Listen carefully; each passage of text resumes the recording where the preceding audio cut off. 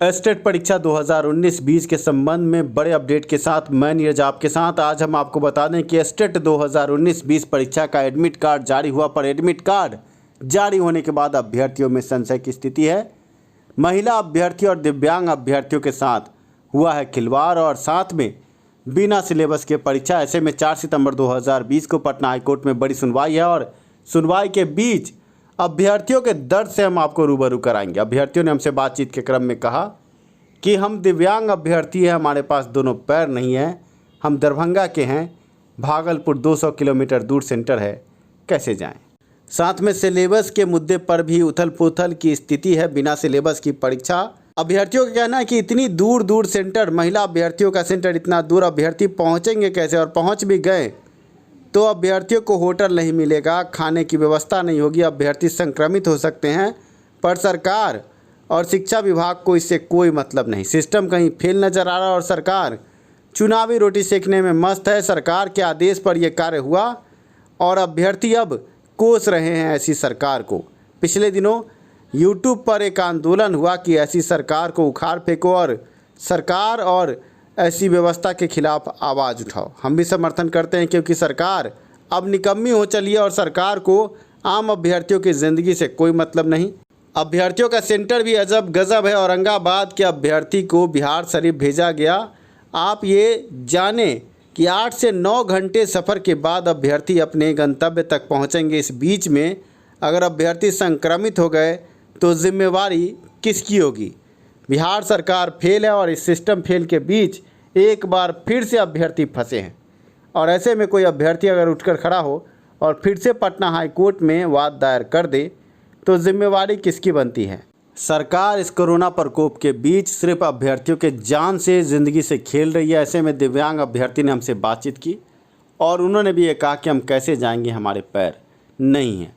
आपको हम बता दें कि अभ्यर्थियों को एकजुट होने का वक्त है, अभी लड़ने का नहीं, आपस में लड़ने का वक्त नहीं है, बल्कि सरकार से सवाल पूछने का वक्त है कि आखिर ऐसा क्यों हुआ है अभ्यर्थियों के साथ। ऐसे में अगर अभ्यर्थी आंदोलन करते हैं और सड़क पर उतरते हैं तो सरकार जवाब दे कि क्यों उतरना पड़ रहा है अभ्यर्थियों को। बेरोज़गार अभ्यर्थी सड़क पर उतरकर सरकार के खिलाफ अगर एकजुट होते हैं तो उन पर FIR की धमकी दी जाती है, FIR किया जाता है। पर गलती किसकी है। ललित किशोर जो एडवोकेट जनरल महाधिवक्ता है, उनके नहीं आने के कारण सुनवाई टली थी। पिछली सुनवाई टली और 4 सितंबर 2020 को फिर से इस केस की सुनवाई है। और इस केस में अभ्यर्थियों के द्वारा हमने ये गुजारिश की है कि अभी आपस में लड़ने का वक्त नहीं है।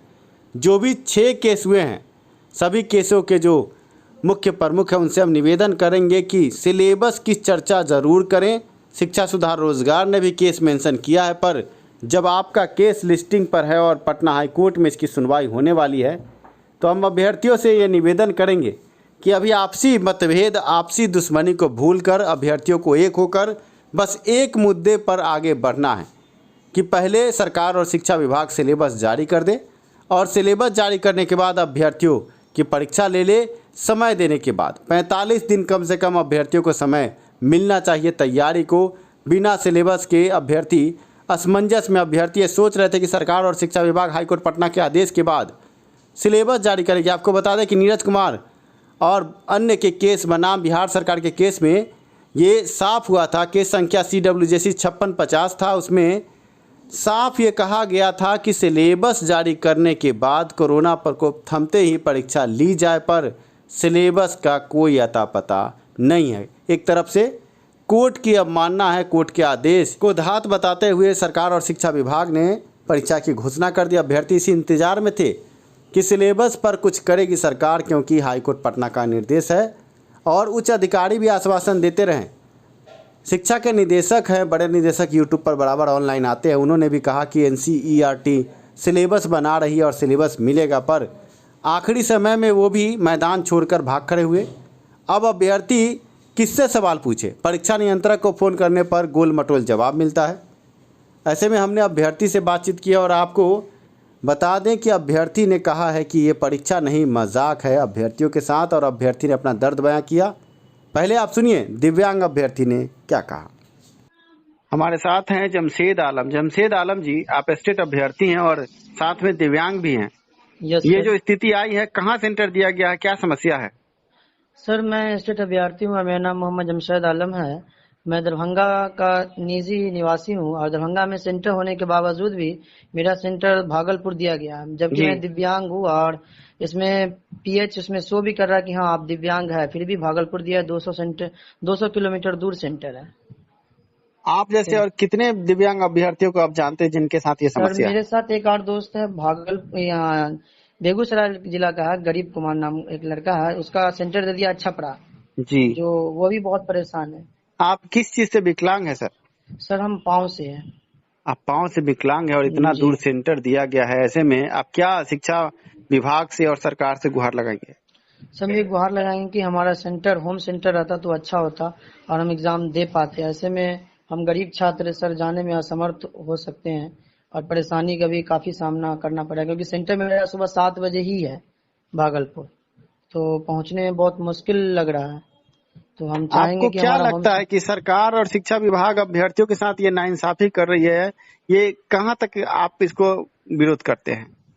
सर हम इसके लिए तो बहुत ही ज्यादा दुख है हमें कि मतलब इस तरह का किया जा रहा है छात्रों के साथ। और मतलब सेंटर इतना दूर देना प्लस सिलेबस ना होना, एक वो परेशानी अलग है। और सेंटर इतना दूर होने से हम काफी दुखी में हैं सर, कैसे हम पहुंचेंगे वहां पर। शिक्षा विभाग को इस पर थोड़ा सा ध्यान देना चाहिए कि कम से कम हैंडीकैप को सेंटर, उसका होम सेंटर दे। जैसे रेलवे ने दिया है, हम लोग रेलवे का भी एग्जाम दिए हैं तो होम सेंटर ही पड़ा है, लेकिन पता नहीं क्या दुश्मनी निकाल रही है बिहार सरकार, जो दिव्यांगों को भी इतने 200 किलोमीटर दूर दौड़ा रही है।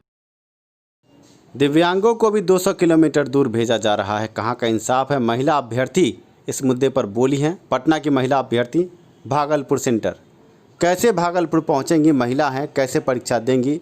संशय में है अभ्यर्थी। सुनिए, महिला अभ्यर्थी ने अपना दर्द साझा किया और शिक्षा सुधार रोजगार से बातचीत की।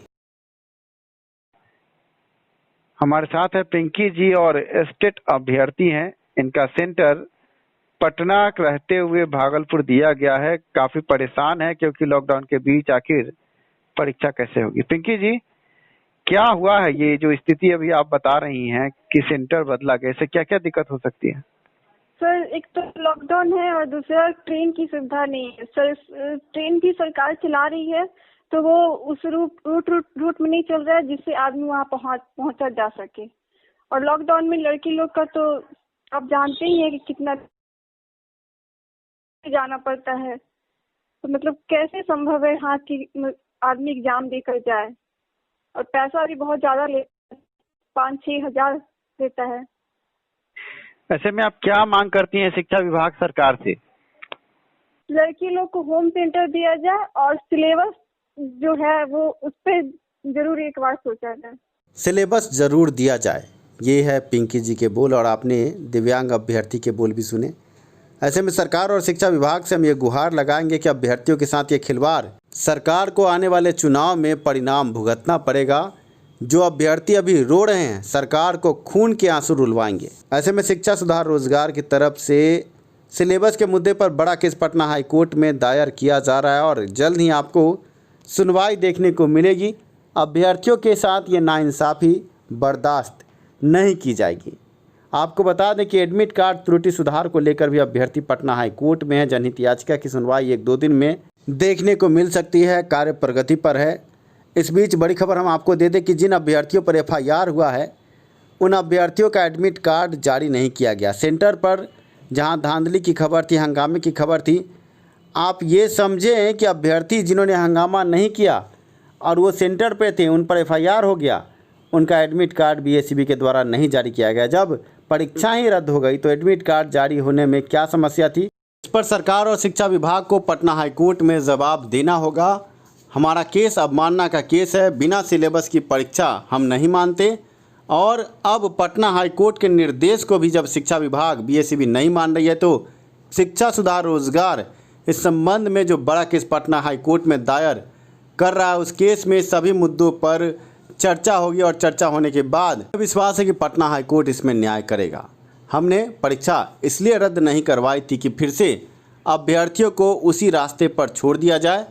शिक्षा विभाग को सबक लेना चाहिए था पिछले केस से, पर शिक्षा विभाग ने, BSEB पटना ने और बड़े शिक्षा विभाग के अधिकारियों ने इसे कोई सबक नहीं लिया। ऐसे में अभ्यर्थियों से भी ये निवेदन है, आगे आए अभ्यर्थी। सिर्फ व्हाट्सएप और फेसबुक और यूट्यूब पर वीडियो देख लेने से जीत नहीं मिलती। जब पूरा भारत अभी बेरोजगार युवाओं के आंदोलन के साथ यूट्यूब पर जुड़ा हुआ है, तो आप बिहार के अभ्यर्थी हैं कहाँ? सभी बेरोजगार युवाओं से, शिक्षक युवाओं से हम कहेंगे एकजुट हो जाएं, आपसी मतभेद को भूलकर सिलेबस और एडमिट कार्ड त्रुटि सुधार, साथ में सेंटर की स्थिति जो इतनी बदतर है उस पर आंदोलन के लिए एक साथ हो जाएं और शिक्षा विभाग और सरकार से सवाल पूछे कि आखिर ऐसा क्यों हुआ और इसका कारण क्या है और अभ्यर्थियों के साथ ये नाइंसाफ़ी क्यों। शिक्षा सुधार रोजगार आपको आह्वान करता है। आपके स्क्रीन पर हमने नंबर भी दिया है। अगर फ़ोन कॉल नहीं उठता है, आप हमें व्हाट्सएप पर अपनी समस्या लिखकर भेजें, हम समाधान के लिए आगे आएंगे। अभ्यर्थी एकजुट हो जाए और जो अभ्यर्थी केस कर चुके हैं, 6 केस है, उनसे निवेदन है कि अपने केस में सिलेबस का मुद्दा ज़रूर डालें। हम भी इस मुद्दे को हाईकोर्ट पटना में रखेंगे। घबराए नहीं अभ्यर्थी, शिक्षा सुधार रोजगार आपके साथ है, जल्द बड़ी जीत मिलेगी। धन्यवाद वीडियो देखने के लिए। शिक्षा में सुधार हो, सभी के पास रोजगार हो। अगले वीडियो में मिलते हैं।